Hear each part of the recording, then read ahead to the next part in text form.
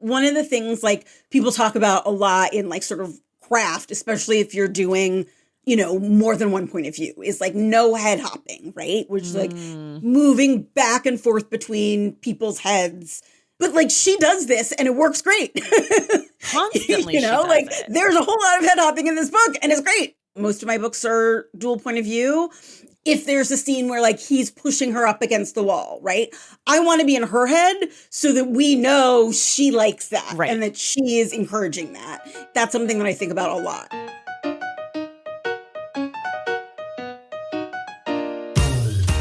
Welcome to The Stacks, a podcast about books and the people who read them. I'm your host, Tracy Thomas, and today is The Stacks Book Club Day.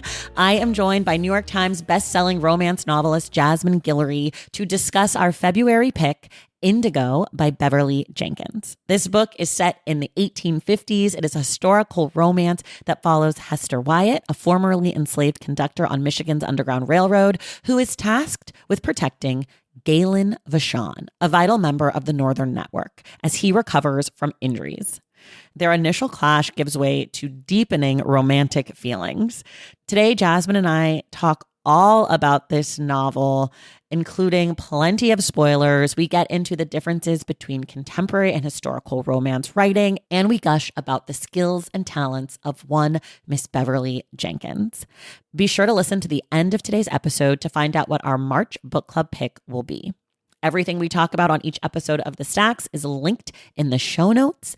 And if you like this podcast and want a little more bookish content, well, guess what, babe? You're in luck. You can subscribe to my newsletter Unstacked on Substack for a bunch of my hot takes on the latest literary and pop culture news. And you can join the Stacks Pack on Patreon for some fun community conversations, our virtual book club, our active Discord community, and a lot more. Plus, your support on either or both platforms makes it possible for me to bring the Stacks to you free every single week. So to join, go to patreon.com/thestacks and check out my newsletter at tracythomas.substack.com. All right, now it is time for my spoiler-filled conversation with Jasmine Guillory about Miss Beverly Jenkins' Indigo.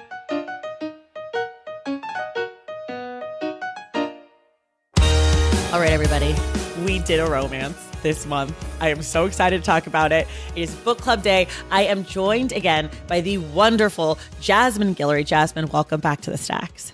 Thank you so much. I'm very excited to talk about this book.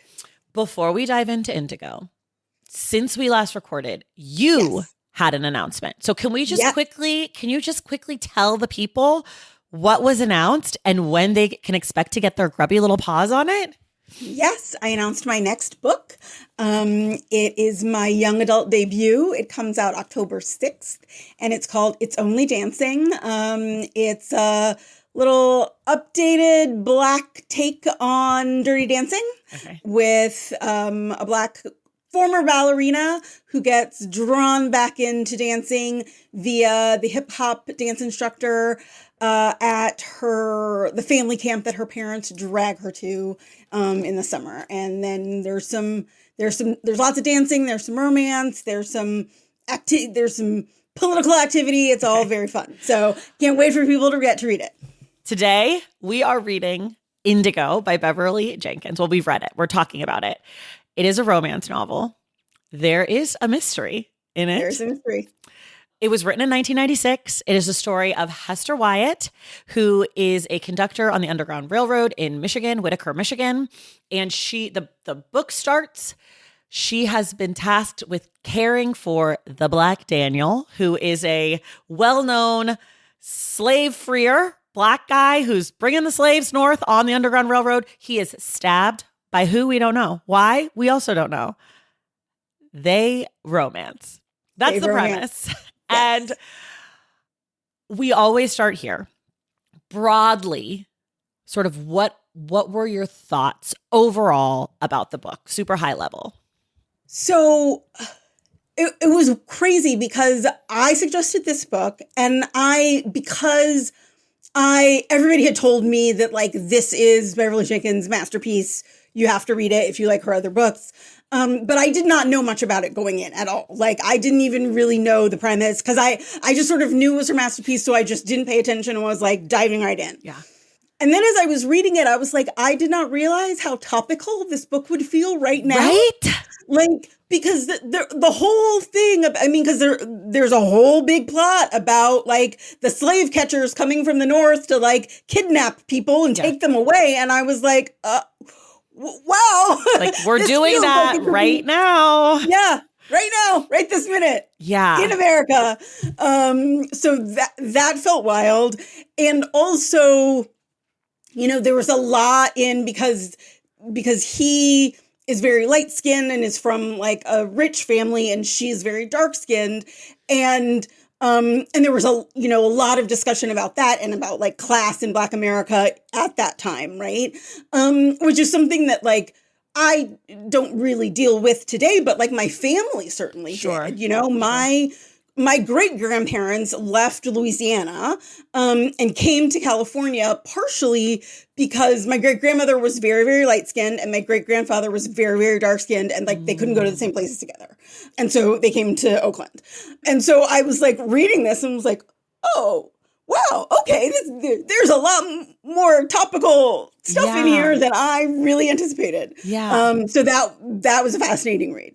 Okay, so here are my high level thoughts. I loved the book. I loved it. I realized in reading it that my problem with romance might be the contemporary romance, because I feel like there is an expectation with contemporary romance that it feels like real life. That if it feels corny at all, I'm like, ugh, nobody talks like that. Like, ew. But with this, you're like, whatever, it doesn't matter. It's melodrama. Yeah. It's Bridgerton. I love Bridgerton. Not the books. I've never read the books, but I love the show because I'm just like, he's so incorrigible. Every time Hester would say that, I was like, isn't he so incorrigible? Like, I was so into it. She's lifting up her petticoats. Like, she's rubbing the silk. He's like, all these nicknames, mon petit, like this whole thing. I was like, this is so corny, but like, I'm here for it in this time period. And I think that maybe my reading of contemporary romance, it's too close to home. I'm like, I've been on a date before. Like, ew, boys Men are don't gross. talk like that. Yeah, boys are gross. This is stupid. But I'm like, oh, Galen? Okay. Yes, send me an orange. And also, I think just the stakes feel higher. Being a virgin, apparently, very important. Innocence, extremely important. Cannot relate, don't know what an innocent is. But like for me, it really worked. And things that I didn't like, I was like, it's fine. It doesn't matter. In a way that not just with romance, but in a way that with a lot of like contemporary fiction, if something little annoys me, I cannot let it go. So I liked it. And I will say, I have very different standards, I think, for men in historical romances than I do for men in contemporary romances. Like, men in contemporary romances, they cross a line. I'm like, no. Yeah, cancel him. He's done. This book is horrible. But for this one, look, consent is real big for me. Yeah. I didn't love that he kind of forced her into marrying him. Yeah. But I was also like, well, she wanted it. Because there are certain things that do make more sense at a different time period in a different, or at least I feel like they do. Yeah. I definitely want to spend a lot of time on consent because I think there's some like very interesting mixed messaging in this book about consent. And also I was thinking a lot about like, what were the standards at the time? What were the standards in romance in 1996 when this book was written? And then what do we think now 30 years later, right? Like, because there's these sort of three dueling, tripling, competing ideas. I do want to say, as much as I love this book, I have 750 like little tiny nits to pick with it, but I still loved it. Like I had a great time. It did exactly what I wanted it to do for me. So I was like, this is great. I'm having a great time here. But then there's so many notes that I took that was just like, Foster, why are you a bitch? Like, fuck you. Why are you the worst? Yeah. Okay. But I want to ask you this. What was your relationship to Beverly Jenkins books before? You said you'd read some. Had you read the historical ones? Had you read the contemporary ones? So I've only read her historical romances. Okay. I've never read any of her contemporaries. My favorites are, she has a series set in California, like during the gold rush, in like near Sacramento or something, which I really loved because they felt very timely, you know, and like perfect for me. But yeah, so those are her books, that most of her books that I read. And as a Black woman who writes romance, is she like, she must be sort of important because she's sort of the standard, she right? is like at the peak of the mountain of the genre, I would say, you know, like I went to the Black Romance Book Festival last June in Atlanta. It was the first one. And like, you know, there were a lot of readers there fangirling over authors. All of the authors there were fangirling over Beverly Jenkins. Do you feel like her work has directly influenced you, or are there things that you can point to that you do that you feel like are in conversation with her work? I just sort of feel like none of us would be able to do this if it wasn't for her. So I'm not, because I haven't read any of her contemporaries, I'm just not sure what of my work is like actively in conversation with her. But I do sort of feel like she and like some of her contemporaries really like paved a path for a lot of other Black women to follow. Okay, this makes so much sense. So today, I think how we should do this is sort of go through the book in sort of plot chronological order and then talk about some of the things that come up in the different sections. Because usually I kind of talk around themes, but there is so much plot in this book. It is 400 pages almost. Yeah. And I did not know that I would be able to make it through. Like, I was like, that's a lot of pages for this. But the book starts with these letters from what we find. Also, I think, by the way, for 400 pages for a romance is not that rare now. I think then it was much more rare. Because I was sort of like 400. And then I was like, wait a minute. Like published in before 2000, like that was rare for a romance to be that long. It felt big to me. Okay, so the book starts with these letters from a man to his sister Catherine, which is like, I have fallen in love. I've sold myself into slavery to be with this woman. We're having a baby. And then immediately the next letter is like, so we had a baby and my current master died. So now I have a new master and he sold my wife and my child down the river. And I'm dying. I'll be dead by the time you get this. And we did cut the tip of the finger off my kid's hand, that we can identify so that we know who she is. And her name's Hester. Love you, sister. It was a good run. All this. Bye. Yeah. That's all you need to know. Yeah. We open the actual book with Hester. She's running her stop on the Underground Railroad. An injured man is brought in. We find out that he is the Black Daniel, which to me is like, come on, it's camp. It's camp. Okay, let me ask you this. Do you know, like in the 1990s, were romance novels like campy, or am I just projecting this on? Is this supposed to be in earnest? I feel like probably in earnest, yeah. Okay. Because I was really like, this is camp. But some of it in earnest, but also some of it is like, that is what was expected for romance. Yeah, it's just like heightened. Everybody's like, heightened. The name, the Black Daniel. It's not like the Black Peter is not doing it for me. No, you know, like there's something of like the Black David, not the same. Yeah, there's something about Daniel. I was just like, yeah. Also, the Black anything is all like, it just feels so like coded. So, like I said, he ends up at the at her place. She's nursing him to health. She does not like him. He is surly. He's entitled. He's hot, we think. But he doesn't do what she says. He doesn't listen. Well, we're not sure if he's hot because he's all battered and bruised. He's battered, but like we think he has a nice body. And like there's a few moments where she's like, I can kind of see it. And B, who is her aunt's friend, who also is like part of the underground community. Medical person. Yes, she's the nurse. Village. She comes in to like sew him up. And she's sort of just like an elder that she loves. And B's sort of like, he might be hot, you know, like horny older lady. Like, I'm kind of into it. And anyways, so when he kind of comes to, they start talking and he's like, listen, there's a snake in the Whitaker garden. And she's like, I don't like you. I don't know what you're talking about. You're coming into my town. You're saying that there are people who are selling people out in this town. We're not into it.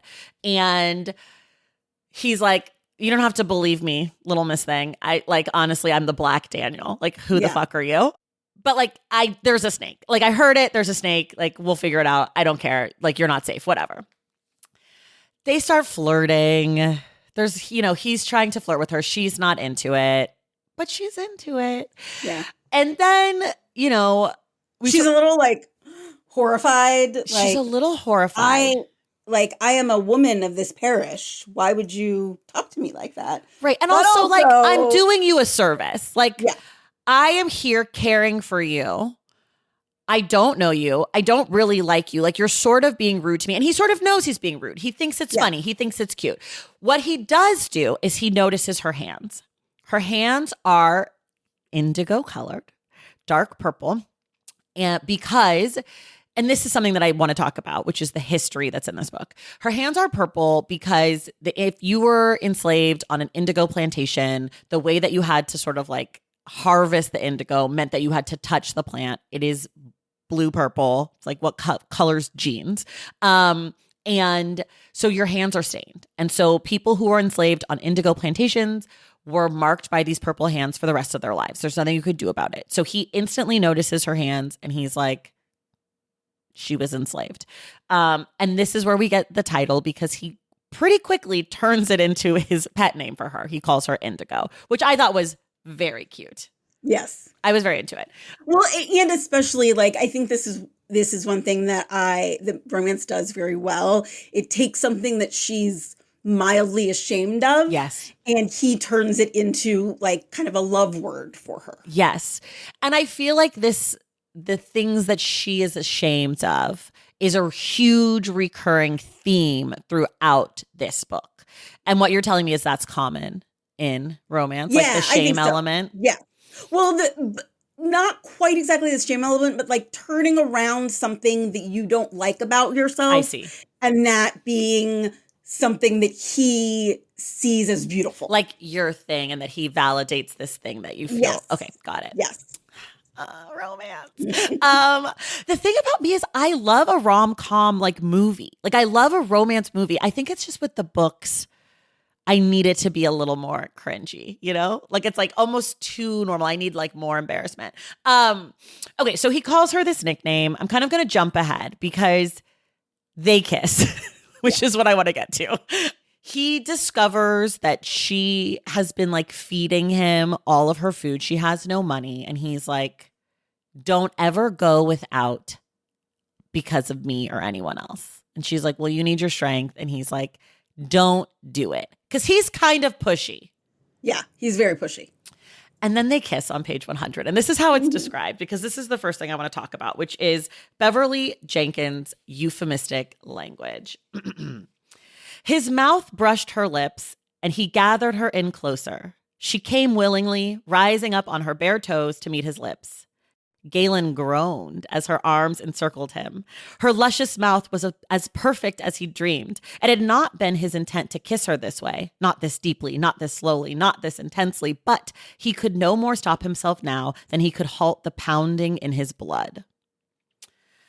So this is their first kiss. She starts to feel a lot of things. I want to talk about romance writing because I do feel like this is something that has maybe changed a lot. Yeah. How we talk about having sexual relations with one another. Yes. I think that I think contemporary romance very much so. Historical romance there because partly maybe because the audience for historical romance is maybe a little different and so maybe progresses slower, but I still think the language is definitely much less euphemistic now. Right. In kind of all of romance than it used to be. Because I don't think we don't get a penis or a vagina. We get his manhood. We get her pleasure, her cove. Yeah. They're late in the book, and I was surprised about this. She used the word orgasm. Oh, yes. Which is, I think, the only time it was mentioned. And there were a lot of There orgasms. were a lot of in this book. orgasms. There were pre-sex orgasms. Galen Yeah. is a good lover. I Yeah, feel like he's real good. he is sort of this like, I mean, I know that in romance, many of the men are sort of a fantasy, but like he appears to be the sort of dream man that is both very pushy, Yeah. very rich, Very rich. and also like a very invested pleasure lover. Yes. And so I feel like that's partly why you're like, it's okay that you're like non-consensually doing so many things, because it's like you really have her best interest in mind. She's Yeah. orgasmed 94 times. And she told him, I mean, this is jumping a little bit. She kept telling him not to stop sending me gifts. And he's like, whatever you say. And then he would just keep doing it. But there were things like oranges. Yeah. And then he's like, do you want me to stop sending the oranges? And she's like, I mean, No. you can keep sending the oranges. Like, that's Yeah. fine. Which I get. Honestly, I prefer a gift that I can eat to like most other gifts. I'm like, you don't know my taste in nightgowns, babe. Like, just send the fruit, okay? Send the chocolate. So they have this romantic encounter, and then it is this exact night that Galen is taken away in the night by his friend Raymond and his man. No, his man doesn't come. It's Raymond and Raymond's brothers. Yeah. And he leaves. And at this point, I'm sort of like, what? Where are we going here? Yeah. I'm like, we're 100 pages in. And he disappeared. And I'm just like, it's done. Meanwhile, and I'm sort of like glazing over some of the other stuff because there's so much plot later. He leaves. And then Hester's in a tough place financially. It's been a cold winter. She's already sort of relied on the help of her neighbors. And she's like, I can't do it anymore. I own this house because her family, her dad's family had been free for a very long time. It is only her dad who is voluntarily sold himself into slavery for love. But the Wyatt family house has been in the family for a long time. They've got a lot of land. They've got some apples that are not well kept, but they've got them. And so she decides to sell some land. And the rich family in the town, they've sold this extra house they have because the daughter was supposed to get married and then like ran off or was sold off. And well, no, that comes up later. oh, right. It says she runs off, but apparently no, the dad sent her away because he doesn't want her to marry the person that she's in love with. Yes. And so someone buys this house, which is the neighboring property. And that person who buys the house sends their man, Renaud, to Hester's house and is like, can we just buy like a few acres? And she's like, yeah, sure. How much? And he's like, I heard you were in the market. Yeah, I heard you wanted to sell some acres. And she's like, yeah.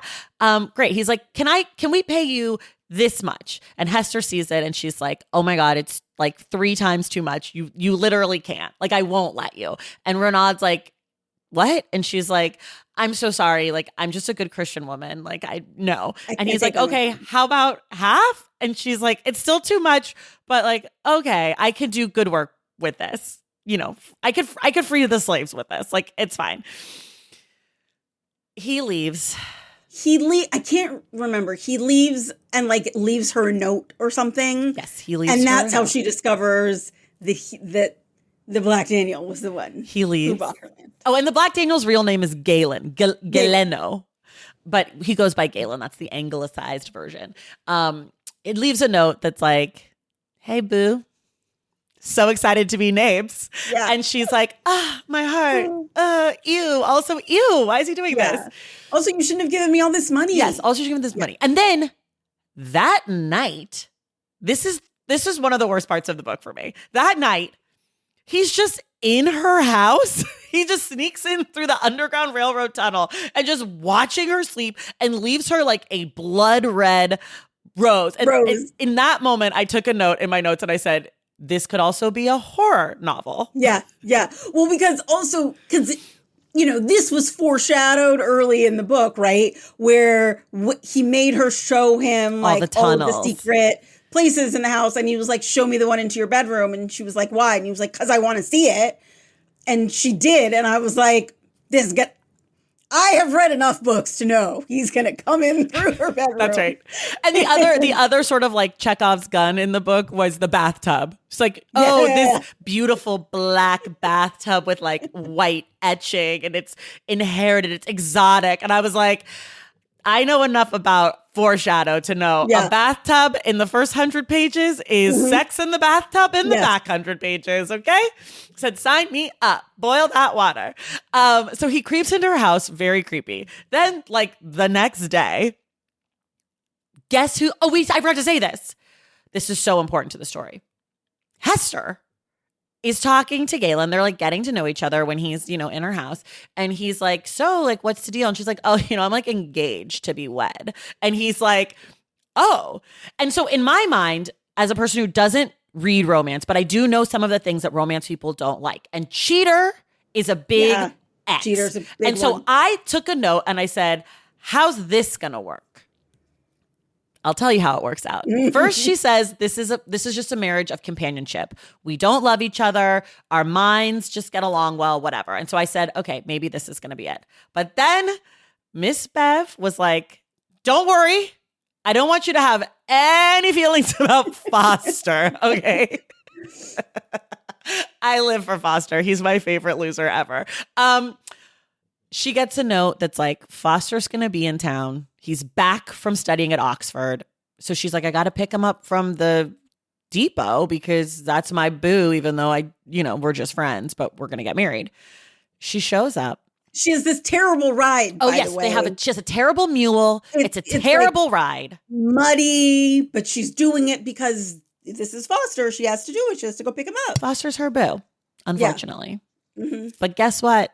Everybody who hasn't read the book, Foster has taken a bride on the boat, okay? Yeah, Janine. turns up to greet his fiance and says, here's my wife.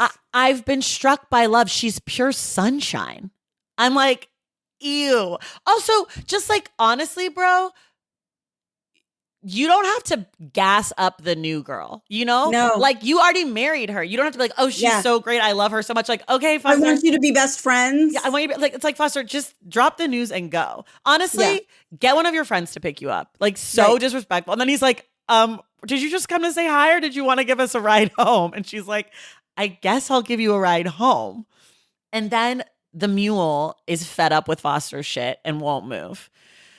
So they're stuck. It's Hester, it's Foster, and then it's Janine. I think that's her name, right? Janine. Janine, I think so, It's yeah. spelled in a way that was confusing to me. But yes, Janine.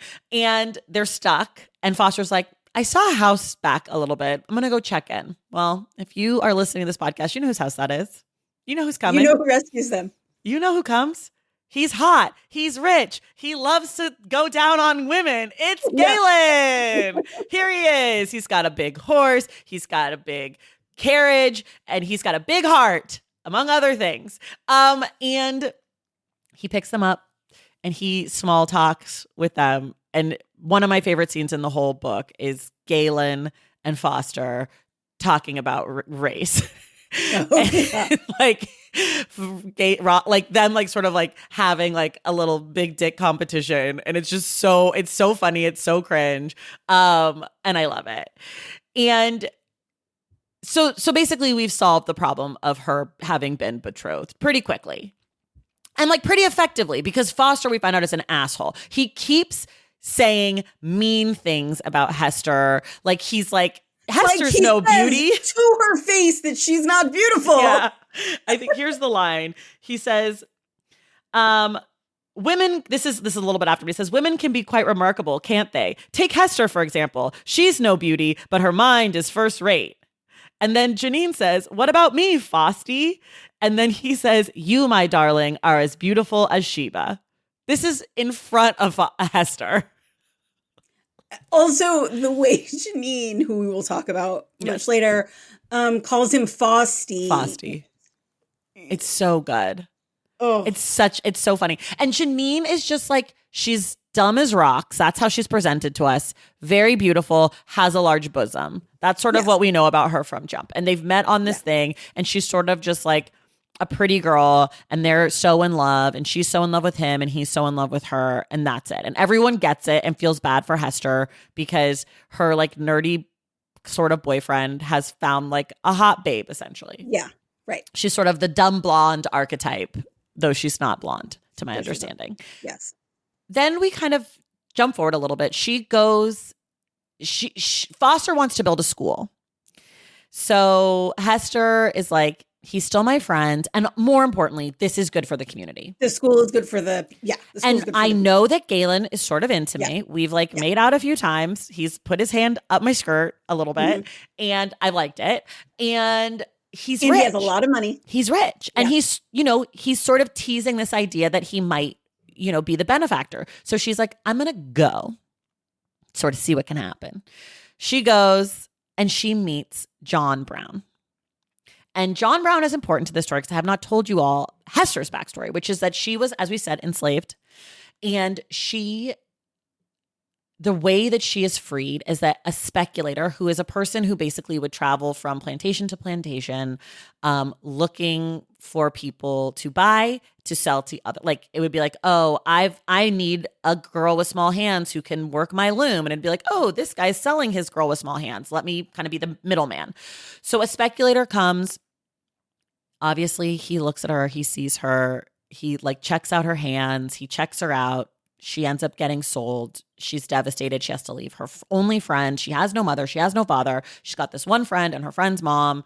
Very sad, very tragic. Turns out that this speculator, John Brown, was actually part of the Underground Railroad and had been employed by Catherine and had been searching for Hester for years and was able to find her because of the piece of the finger that's cut off. So it's sort of, he is really the hero. But the way that this scene is written, I was a little bit ugh. Even though I knew she got out, I was like, what's happening? Yeah. It is this night that she does receive her first orgasm when she goes to visit, which is described as... Suddenly, Hester's body soared to crescendo, and her world exploded. She became a shooting star streaking across the night sky. The intensity of the feeling flung her into realms never before known, and she clutched at his arm as she rode the buffeting wave. Iconic. I love it. It's perfect. It's perfect. I mean, here's the thing. This quality of the writing in this book is exceptional. Yeah. The tone, it's pitch perfect all the way through. Even the things that I don't love are exactly correct. The book is a well-written document. Yeah. And the voices of each character, because the point of view flips back and forth between them and it's done so well. And that's actually one thing that I wanted to talk about is the way that the point of view flips back and forth is also different from how it would be done now. Okay, that's what I thought. Because now in romance, it's she gets a chapter, he gets a chapter, or she gets a section, he gets a section. But this would be we're with her, with her. And it's all third person, but it's super duper close third person. So it's you feel she's talking about being shot into space. And then it's and Galen could feel, and it's oh wait, now I'm with Galen. Yeah. And just for a paragraph or two. At least a section break or something, but it also flips back and forth quite a bit each chapter. I feel which I enjoyed and I think is perfect for this book, but it is very different, it's so 30 different. years later, I guess in romance. And how do as you're reading it as a person who does this craft for your work, obviously it's different than how I'm reading it, but what are you noticing? What is effective or not effective? How do you think about it in relationship to what you see now? Well, it's so interesting because one of the things people talk about a lot in sort of craft, especially if you're doing, more than one point of view, is no head hopping, right? Which is head hopping is moving back and forth between people's heads kind of without section breaks or without making it seem, but she does this and it works great. Constantly, there's a whole lot of head hopping in this book and it's great. Maybe in the first chapter or two, I was a little confused because it did move between without any but then you get used to it and then there was no confusion, it's very easy to tell when you've switched into someone else, Yeah. And what I sort of liked about it is that I felt it sort of signified a mutual enjoyment or like a mutual understanding in a way, even when they didn't agree necessarily, but it was like, oh, they're sort of on the same page. Like, and I think sometimes because some of the stuff that Galen does is a little bit like pushy, being able to go from like him being like, I'm doing this because whatever, and being able to immediately know how she feels about it, sort of felt like a safety for the reader to be like, okay, he's not that bad. She's into it. Like she's giving the signs. Yes. You know, when I was a freshman in college, they did a song that was like, no doesn't always mean no, but it always means stop. And I think about that a lot in romance novels. Yes, totally. And even in the horror movie scene, right, where he's like standing by her bed watching her and leaves her the rose, and then like very quickly she wakes up in the morning and is like, he was here, and is happy about it. Yes. You know, and so that does make those moments a lot better. And when you're writing romance and you know you have to do something that's like sort of unlikable, are you super conscious of like, how am I going to make this work so that I don't fuck this up for the reader? Absolutely. And I really pay attention to whose head I'm in, because not all, but most of my books are dual point of view. If there's a scene where like he's pushing her up against the wall, right? I want to be in her head so that we know she likes that, right, and that she is encouraging that. Things like that to like make it clear that there is consent, or who's, you know, how someone else's feelings are about these things. Like that's something that I think about a lot. You know what? Let's take a quick break and then we'll be right back. When I started the Stacks, I quickly learned there was a lot more to having my own business than just the fun stuff like reading books. There were scripts that had to be written, episodes that had to be scheduled, logos that had to be created, and marketing that I apparently had to manage. The list was endless. It felt like I was spending a lot more time sorting through the logistics than I was reading books. When you're starting your own business, it helps to have a tool that can simplify everything so you can focus on what matters most.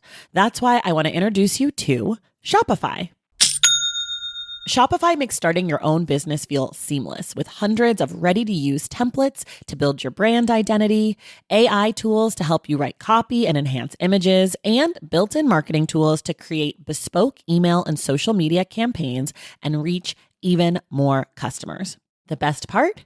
You can manage all your tasks in one place, making your life easier and your business operations a whole lot smoother. Shopify is the commerce platform behind millions of businesses around the world, from household names to startups. So why not add your name to the list? Start your business today with the industry's best business partner, Shopify, and start hearing.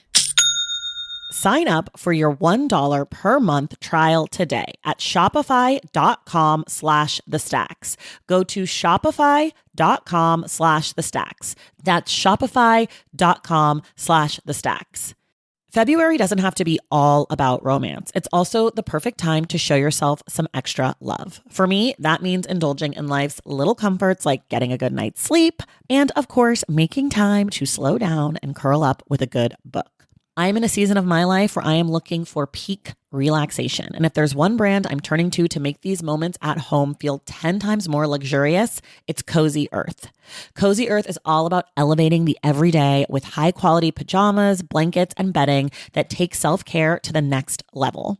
Can we just talk for a moment about their bamboo pajama set? I used to be a sweatpants person, but in 2026, I'm trying really hard to be a person who dresses for sleep.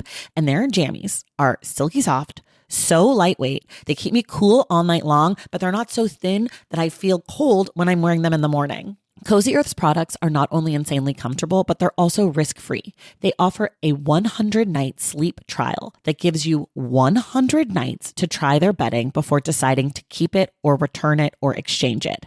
Plus, they offer a 10-year warranty. Give yourself or someone special some extra love this month with Cozy Earth. You can use my code THESTACKS for up to 20% off. And if you get a post-purchase survey, please be sure to mention you heard about Cozy Earth right here. Indulge in life's little comforts with products that make even the simplest moments at home feel like luxury. Valentine's Day is upon us, and I've got love on the brain. Love for books, duh, of course. Hello. Did you forget what podcast you're listening to? I love bringing you all great reads, exclusive author interviews, and behind the scenes book gossip. But I can only do that with your support over on Patreon and Substack. Our Stacks Patreon community, also known as the Stacks Pack, is where you can go for book club meetups, a private, very active Discord, and a year-long mega reading challenge to help you achieve all your reading goals. Plus, you also get that monthly bonus episode. Now, over on the Substack, you can subscribe to my newsletter, Unstacked, where I keep the book conversations going. I also give you a healthy dose of sports and pop culture, definitely some hot takes happening over there. And again, that bonus episode. If you don't have a few dollars to spare, don't worry. There are free options on the Substack and the Patreon to get you a little extra Stacks magic. Making this podcast is a total team effort, and by supporting my Patreon and my Substack, you allow me to support my amazing team that makes the show possible every single week. So if you or your friends are looking to meet other book lovers and support this indie podcast, come hang out with me on Patreon, Substack, or both. I would love to have you. And since we're talking about love, you can gift subscriptions to the Patreon and the Substack for that special reader in your life. For the Stacks Pack, head to patreon.com/thestacks. And for the newsletter, head to tracythomas.substack.com. And also, there are links to both in the show notes. Okay, see you in the Stacks. All right, we are back. So here's what happens. I've left out a main character in this book, who's really going to sort of step into the story. But first, Galen has got to spend money. He's got another party to throw. Because he is using every opportunity he can to be close to Hester, because Hester is not showing that she's that interested. I mean, like, we know she's into it because she's going over there at 10 p.m. Yeah. Like, she's into it. He's sending gifts. She's wearing the gifts. But he throws a party in honor of Foster and Janine, which I also think is very funny because he's very much trolling her with them. Yes. She's like, "Oh, you and Fosty didn't," or he doesn't call him Fosty. He calls him like Frederick. You and Frederick didn't cuddle? Here, come lay your head on my large chest. I'm like, okay, don't mind if I do, Galen. And then we sort of and also he wants to find out who the traitor is. Yes. And so he throws this party. He's having this party partly so he can meet everyone and like really try to figure out who it is that's like selling people literally down the river. Exactly. And so after the party, she leaves. He's like, "I'm going to come see you tonight." She's like, "Don't do it." And he's like, "I can't promise."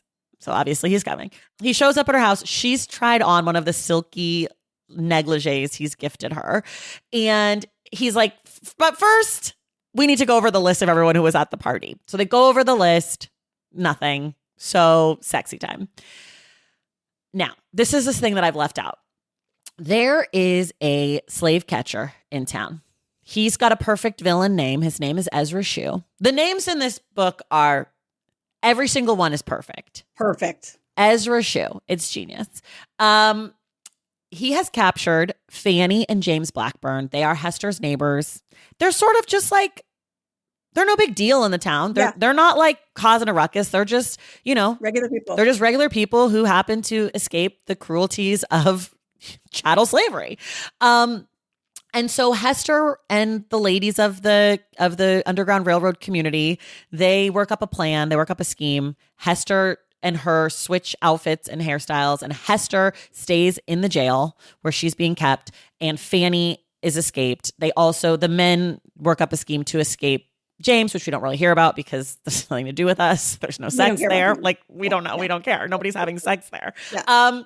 And it works out, but the kind sheriff, there's a very kind sheriff in the town, Sheriff Lawson. He's like, "Listen, Hester, I liked your aunt. I like you. You got to stay in jail overnight. Like, I'm so sorry, boo, but like, you guys can't just be breaking people out of jail." You have to pay me your bond. Yeah. You got to follow the rules. Money, sure. Exactly. And she's like, "I get it. I'm going to like sell everything I've ever owned to do that." And he's like, "Okay." She's like, "It'll be ready in the morning."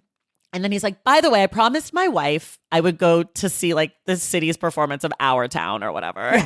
And she's like, it's fine. Just like lock me in because I don't want anything bad to happen. And he's like, by the way, take this pistol. And she's like, okay, sure. And then surprise, who shows up? Ezra Shue and his band of fucking assholes.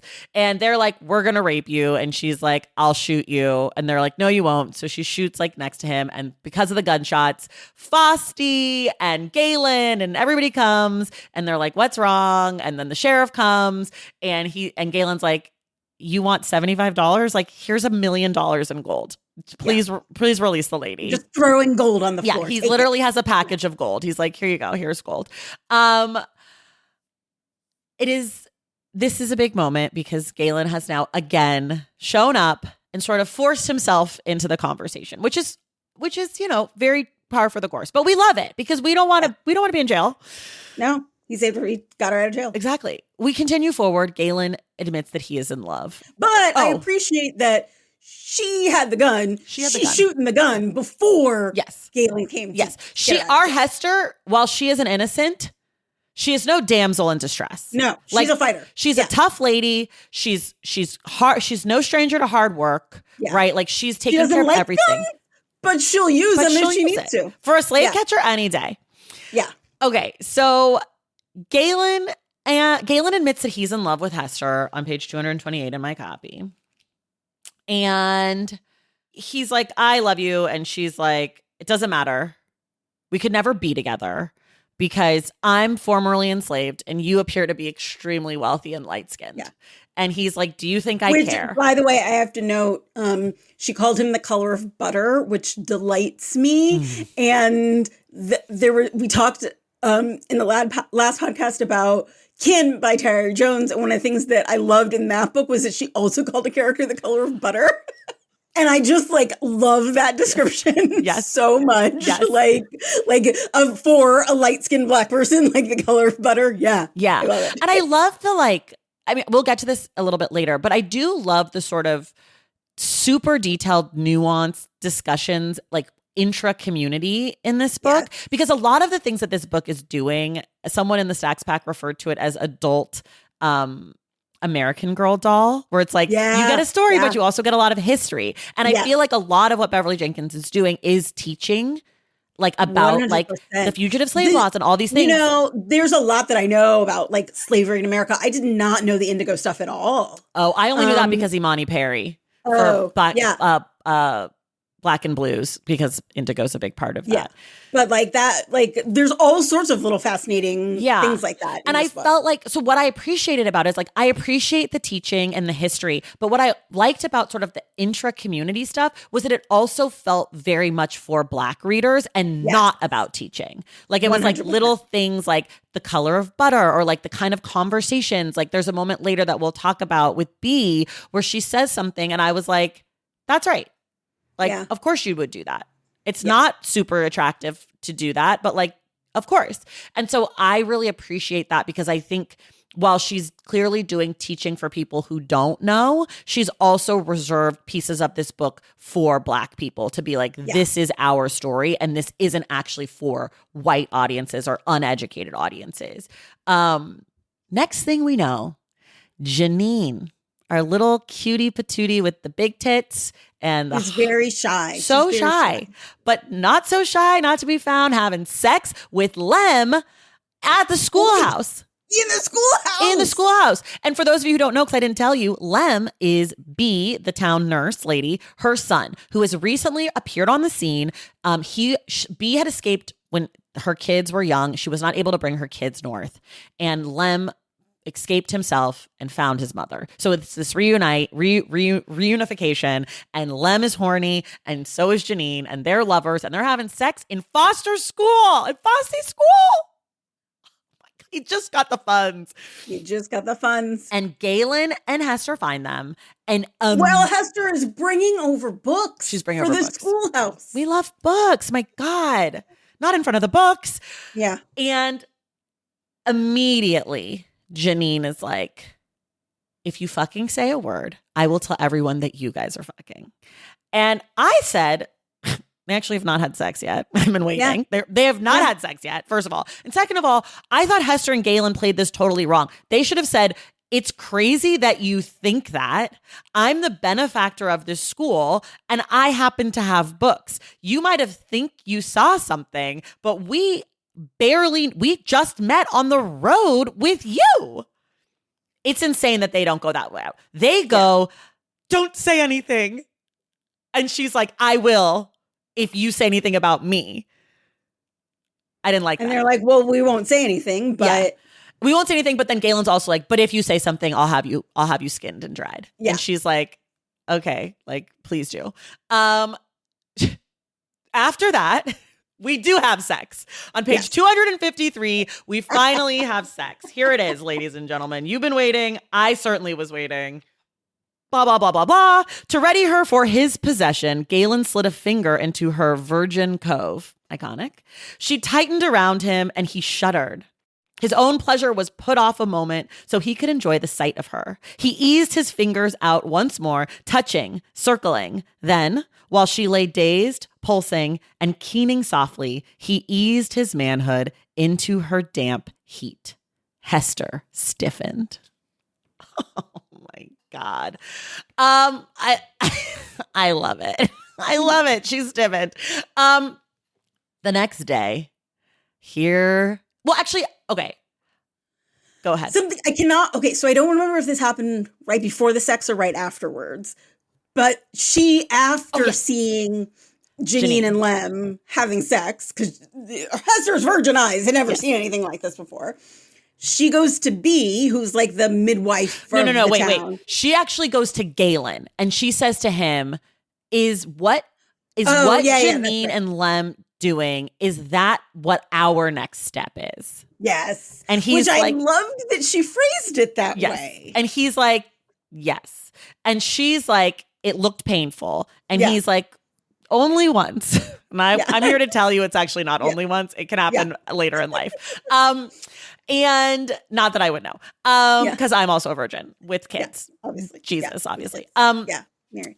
But is this a trope, like innocent woman, virginal woman? Is this a trope that women are into that is common, or is this like specifically more a historical trope? I feel like there are two historical tropes at work here. One is definitely the virgin woman, which I feel like is pretty accurate for some historical, but also like the rake, the virgin woman who like manages to get the rake to fall for her is also a huge one. And so he's the one who like every woman falls in love with, but then he falls for her. Right. That's like really the trope. That's really the trope. But one of the things I love that about Hester's, as the virgin woman, but is also not embarrassed. Yes, I was just going to say her shame that we talked about earlier of being like all of these things and not knowing and whatever. And she keeps being like, is this like, she says early when they first kiss, like their first sexual encounter, proper women aren't supposed to like this or something, right? And I thought it was really interesting that through the course of the book, she's eventually just like, this feels good. This is great. This is really good. And like, I don't know that it's proper or not, but like, I'm here for it. And I feel like I really like that because I find the innocent trope pretty off-putting. But I like that it's really more of like coming into your sexuality, which I do think is like a pretty common trope, right? Like woman, unexperienced woman, or like maybe a woman who's had a bad partner, then finds a partner who really pleasures her and realizes sex has her first orgasm. I never knew how good this sex exactly. Yeah. So like I do really like that. Okay, so then we get Foster. He's like, hello, are there any whores in the house? Before that, she goes to B. It's right after the sex. I have some questions about sex. Can you explain these things to me? Right, because Galen's like, there could be a baby in there, which I was like, you manipulative piece of shit. And she's like, B, where do babies come from? And B's like, gives her all the answers. And she says like, she gave her all the answers and some of them were a little graphic and Hester didn't like it, but that's the truth. So we get the sort of sex ed class very quick. And then we get knock, knock, knock, knock, knock. Foster says, are there any whores in this house, specifically named Hester? You slut, you slutty slut slut. How dare you, whore? And these are Hester's worst nightmares, right? That the town is talking about her. She goes into town. The women are like, we heard you're going to get married. Half people think she's just fucking on the side. Half people think that they're together. It's all, nobody knows. It's both. It's neither. Galen's like, you got to marry me now. And she's like, we can't get married. You don't marry people like me. And he's like, your family will be unhappy. You'll be unhappy later. Society. And he's basically like, I don't fucking care. I don't care. And she's like, you're not going to want this forever. But then he's like, will you be at church on Sunday? And she's like, hello, you know I'll be at church. Like, my name's Hester. I'm going to be at church on Sunday. And the preacher does a full fire and brimstone. Like, there's some whores in this house, like, on repeat. And then Galen gets up and he's like, actually, cut it out. I love her. We want to get married. Recites lines from Song of Solomon. We want to get married. I want to get married now. And this is, to me, the biggest sort of conundrum in the book. Yes. Yeah. This is what I would call a non-consensual wedding. Hester is like, I can't say no. I have to say yes, because now everybody has said we've had sex. Yeah.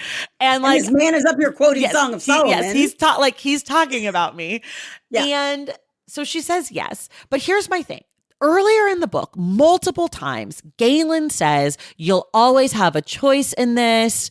You can always say no. I only want to do things that you want to do. And then he sort of is like right before the marriage, right before the like horrible nightmare proposal, he says, or like we get his point of view. Well, he had proposed to her a number of times before, and she had said no. She said no to or ignore. And so then we kind of get, this is from his sort of point of view, non-point of view. His vast wealth and influence would shield her from the consequences of gossip that would result from what he was about to do. He just hoped she would see the right in his actions and eventually forgive him someday. And I just feel like going into a marriage, like sort of on that footing, is like maybe not ideal. Yeah. Yeah.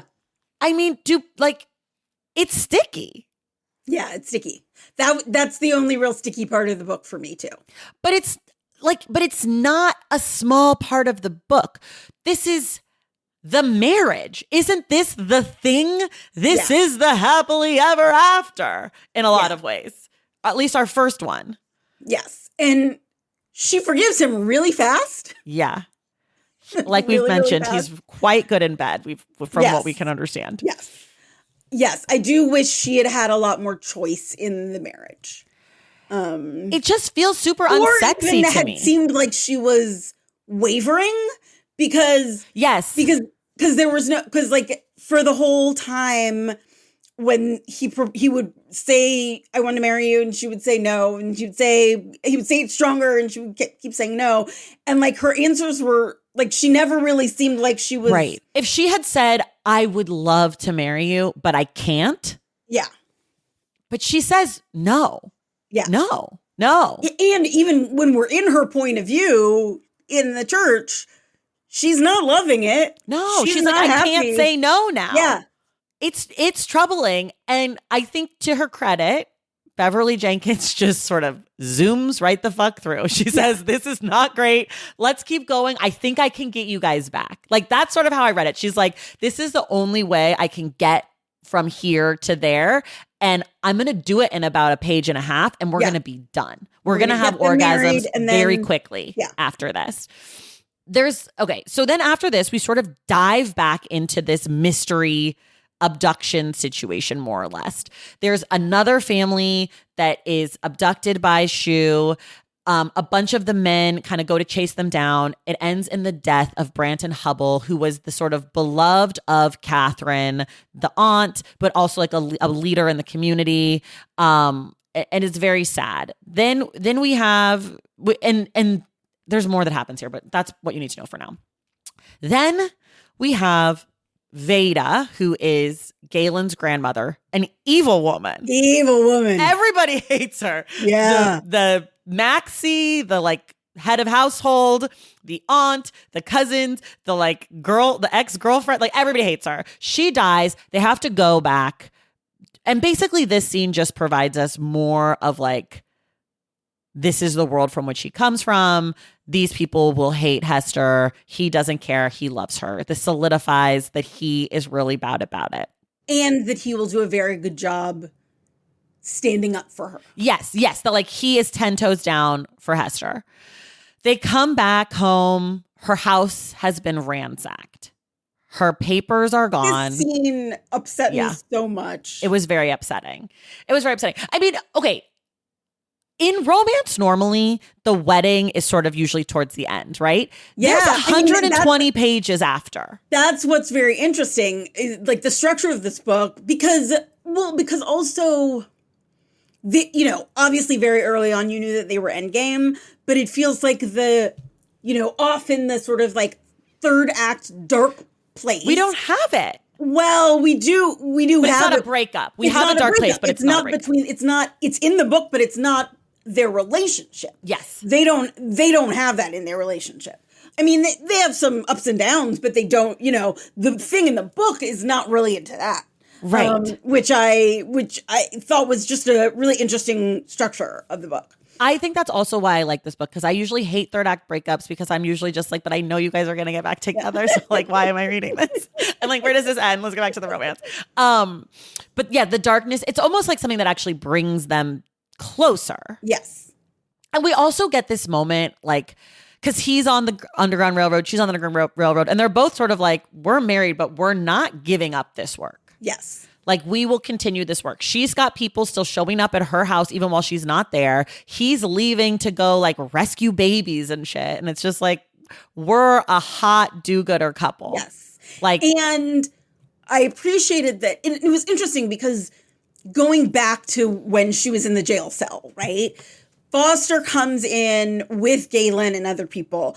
And like Foster spends a really long time lecturing her about how she could do this. But Galen doesn't really. Yeah. And he's like mad later, at her for a different reason. Yeah. He's like, you put yourself in danger. Right. And that is harmful to me, a person who loves you. But I really appreciated how neither of them wanted the other one to pull back on their work, as dangerous as it was. Like, he goes off to rescue babies and she's like, good luck with the baby. Like that's. She's like, I'll miss you, but also like baby trumps me. And like Foster was all, like, I can't believe you would do that. And Galen isn't doing that. Like, he's like, yes, obviously you wanted to do this. I'm upset that you were putting yourself at risk. Yeah. But this is why I fell in love with you, more or less. Exactly. So then her house is ransacked. Her papers are gone. The community comes to help her clean up. And B, our nurse sort of aunt figure, comes in and she's like, this is my fault. And Hester's like, it's nobody's fault. Like, it's Ezra Shu's bad. And she's like, okay, but more specifically, here's the thing though. It's get your boyfriend or get your husband. Like, let's talk. She lays out, this is it. Did you see this coming at all? No, not at all. I was totally This is surprised. Brilliant. I always try to figure things out. I did not see it at all. I said for sure it's not B. I thought it could have been Branton Hubble, maybe. First I thought it could have been Branton Hubble, and then I was like, oh, it's got to be Foster. It's got to be Foster. But I kept saying, oh, it can't be Foster because he was gone. When it started. Thought maybe Hester had told him things in letters because she kept talking about writing letters. I didn't know. I did not know it was B. It's B and her son, Lem. Terrible son. B, son Lem, is working with Ezra Shu because they are half brothers. The master of the plantation on which B lived had a legitimate child who is the worst person in the world, Ezra Shu, and an illegitimate child with B, who is like the second worst person. So apparently it's transferred through the dad. She was helping Lem identify families, like sort of giving them sacrificial families to capture because she had 2 other kids and she wanted to know their whereabouts. And he had told her that they were alive and that if she helped him, he would give more information. Turns out they were already fucking dead. So, Which he knew the whole time. Which he knew the whole time and forced her or sort of used her to sell out her neighbors in the face of the kids. And this is the part that I was alluding to earlier, where she says, Raymond, who is Galen's friend, says, "You traded the freedom of your neighbors for information on your children?" Raymond asked angrily. Bee's voice was cold. "Yes, and until you have children of your own, do not be so quick to judge me. I may be a stupid old woman, but leaving my children behind choked my heart every day for 30 years. I needed to know what had happened to them.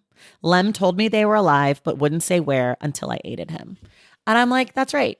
And I think a lot of people would be shocked to find out that like Black people like Lem were working with slave traders, but also, you know, in this economy, yeah, like there's only so much. And like, it was not looked like people weren't like, oh yeah, this is a legitimate like line of work, but money's money. And when you live in a capitalistic society, like people are going to do that.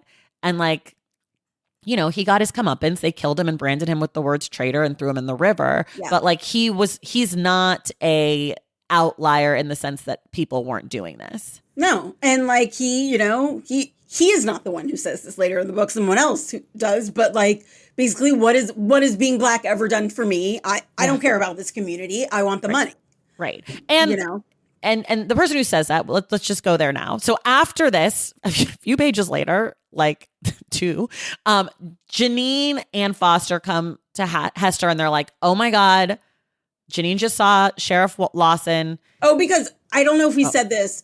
The Ezra Shue obviously is the one who destroyed Hester's house. Oh yes, and left he's a the note one who found behind the paper, saying that he was coming back for her. He's coming back for her, and he's headed out for her like since the beginning. I sort of skipped over that because he wasn't that important in the beginning, but he's important now. Yes, and has threatened her many times. Yeah. Yes, threatened her many times, and he's like, "I'm gonna get you."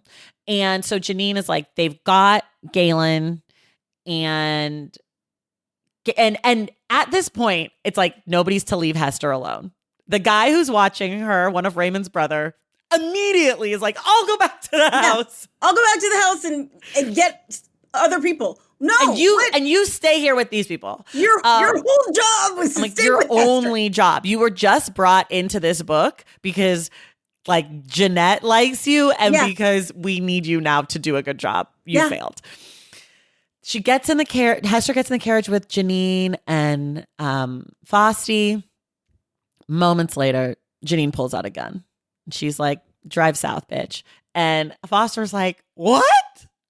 And we come to find out that Janine had been in England. She got left or whatever. And she needed to get money. She was sleeping with before. Yeah, she was like a mistress and she got screwed over. So on her way back on the boat, she was like, I needed to get back. I needed someone to pay for me. I had nothing. So I cozied up to you.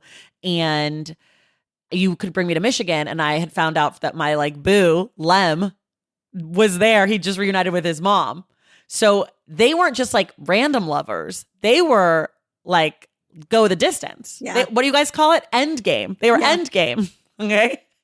They're both going to end up in the rivers where they're going to end up, but not so happily ever after for them. And she's like, Ezra Shue's about to be here. He's going to pay me all this money. I can go west, have a new life.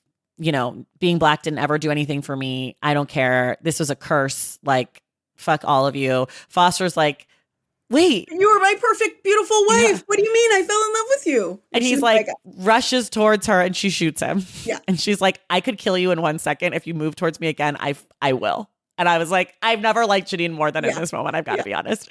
I love an unlikable woman. Foster needed to get shot. So thank you for It didn't matter who did it. Yeah. And then Galen comes, rescues damsel. You know, you guys know this part. And then they sell him into slavery, which I was sort of like, Ezra Shue. They sell Ezra Shue into slavery. And I was sort of like, wait. I thought we were very anti-slavery. I thought we I thought we hated slavery, though. Like, as an institution. As an institution. Like, couldn't we, like, you could have just killed him. Like, we don't hate killing people. We do hate chattel slavery. So I was a little bit like, I don't know. Sure, I guess, but sort of goes against your whole life's work. But okay.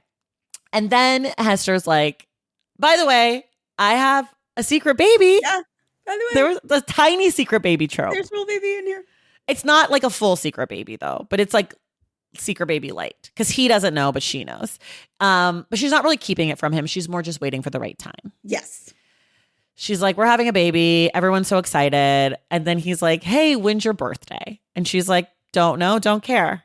And he's like, oh, sorry, I asked. Let's celebrate it on Christmas so I can give you lots of presents. And I said, this is so weird. I'm like, what's I literally go, the book is falling off the rails right now. Like, what's happening? All right. Yeah. And then he gives her a bunch of presents. And then he's like, one more, close your eyes. And we hear rustling feet. And then it's like, surprise, here's a cake and a woman. And the woman is Hester's mom. Yes. Which totally surprised me. Which surprised me too. But here's my question. If you have your actual relationship happily ever after 120 pages from the end of the book, do you need to have this late term happily ever after? Like, is this necessary to keep the romance going? No, I feel like this was just because I was not expecting anything like this at the end of the book. Like, because I felt like the happily ever after part was like, he saved her and we got rid of Ezra Shue. Done and done. Everybody's and like, oh, okay. It's 1860. Civil War is about to start. Slavery's going to end soon. Good.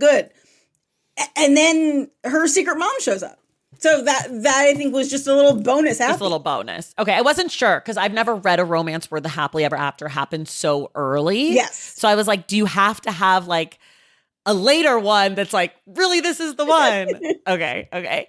And then the mother's like, I'll stay. Her name's Frances. And she like happened and she had been Galen. Enslaved and he got her the money to buy herself out of slavery. Yeah. And he didn't go looking for her. He just like randomly found her when he was on another trip down south doing the work. I think when he went to the funeral. Yeah. John Brown's funeral. That's right.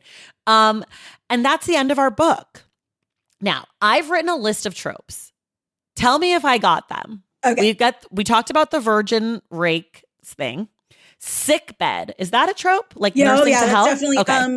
Yes, that's definitely a trope. I think people call it something slightly different, but I just make shit up. I don't know. Sick bed, like tending to someone. Yes, totally. Tending. Secret baby light, Junior. Although I would feel like when people talk about secret baby, this is not it. This is not it. Okay. This is just like surprise baby. Surprise. Yeah. Surprise. Yeah. Okay. I have heard this described as enemies to lovers. I did not feel that it was that. No, I mean, they dislike each other in the beginning, but it's really only for the first 2 chapters. Yeah. So I wouldn't describe this book as enemies. Okay. Is there such thing as a surprise wedding trope? Because I feel like we did have a surprise wedding. There are definitely surprise weddings. Yeah. Okay. Slow burn, is that considered a trope or is that just a style? Slow burn is definitely a trope. I'm not sure if I would qualify this as a slow burn though. I mean, even though it takes it takes 100 pages for a kiss. That's true. That's true. It did take 100 pages for the kiss. Though I feel like I have different standards for slow burn in historical. Okay. But you're right. It did take 100 pages for the kiss and it wasn't until 250 that they had sex. So yeah. And then is secret rich person a trope? Like surprise I'm rich? Yeah, I think so. Yeah. But also rich man is a trope. Rich, yeah. I mean, which is a trope I love. Like the Duke, the billionaire, 50 Shades of Grey. Yes, exactly. Deeply rich man. Yeah. I know that's problematic, but this is romance. That scene after they got married where he opened the door to this yes, room the where gown. he had been buying her presents ever since he first met her, and it's just like full to the rim of presents. I was like, I love this. I love this. I think I that's love it. also why I like this book. These are Yeah. all the tropes that I love, Yeah. which is like hot, problematic man who's rich and wants to go down on her. Like, yeah, babe, sign me up. Where Yeah. can I get one of those? You know, like that's what I'm talking about. But the one thing I had written down was no third act breakup. That was like Oh, the yes. one trope that I was like sort of waiting for that we Yeah. didn't get. Did I miss other tropes? I'm sure I did. Not that I can immediately think of. I should have made a list. Okay. Well, the thing that you brought up at the beginning that was like there's these modern day parallels. One of the things that really struck me about the modern day parallels, obviously like Ezra Shue and ICE agents and all of that. And even a little bit the like sort of trad wife, like innocent woman thing. But the thing that really struck me was the need for fun in serious times and like the communal care elements. Like when her That's house something is that I broken underlined. into. Because there's a great quote about the need for fun in times like this. Yeah. And I really love yeah. that.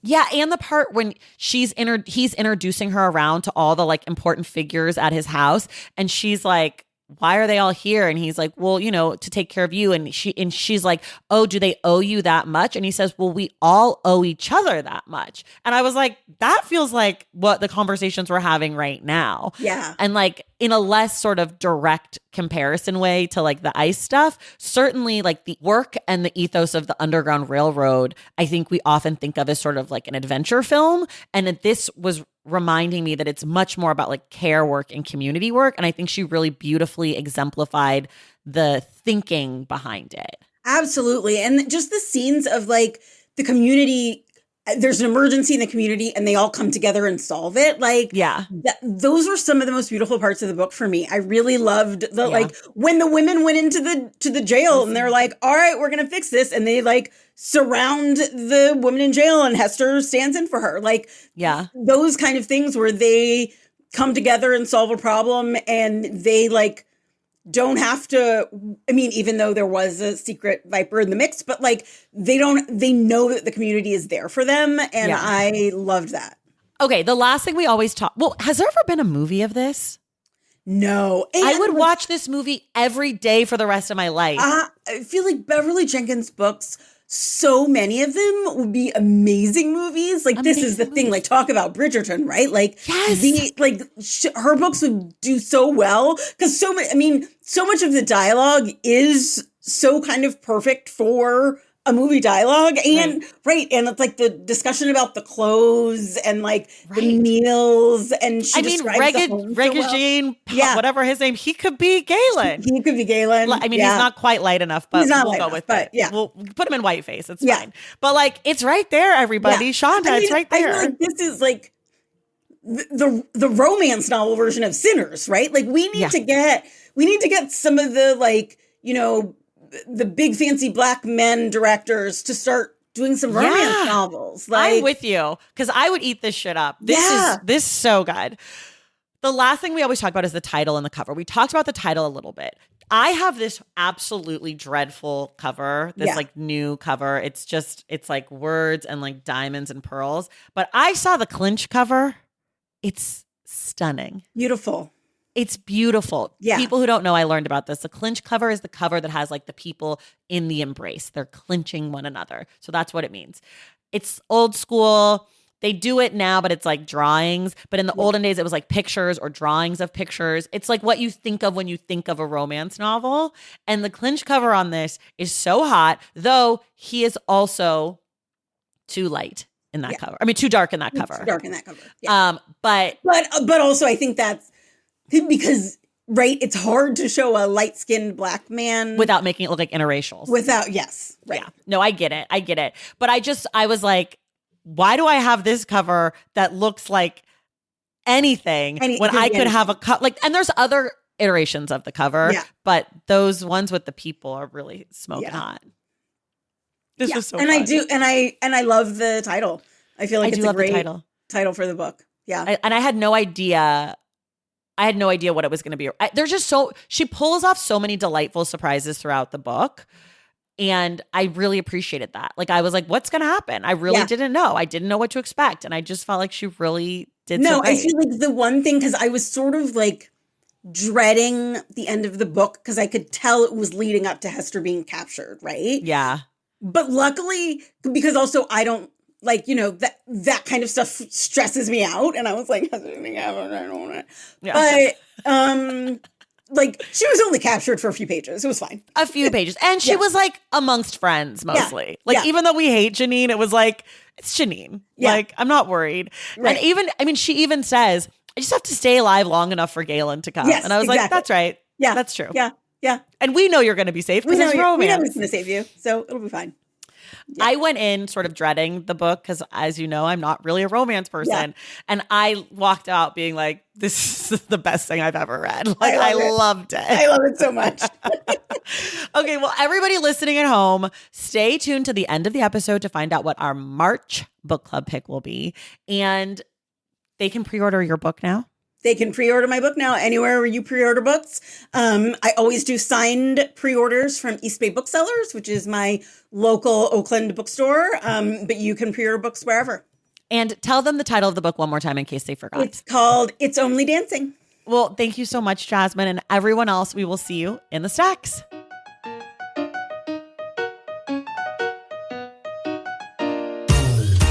All right, y'all, that does it for us today. Thank you so much for listening. And thank you again to Jasmine Guillory for being our guest.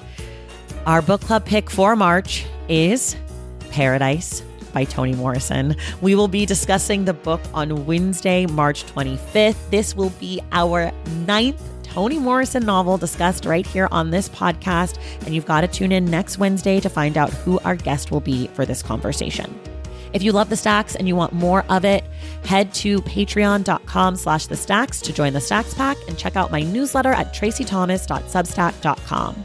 Please make sure you're subscribed to The Stacks wherever you listen to your podcasts. And if you're listening through Apple Podcasts or Spotify, go ahead and leave us a rating and a review. For more from The Stacks, follow us on social media at The Stacks Pod on Instagram, Threads, and YouTube. And you can always check out our website at thestackspodcast.com. This episode of The Stacks was edited by Christian Duenas with production assistance from Sahara Clement. Additional support was provided by Sheree Marquez, and our theme music is from Tigirigis. The Stacks is created and produced by me, Tracy Thomas.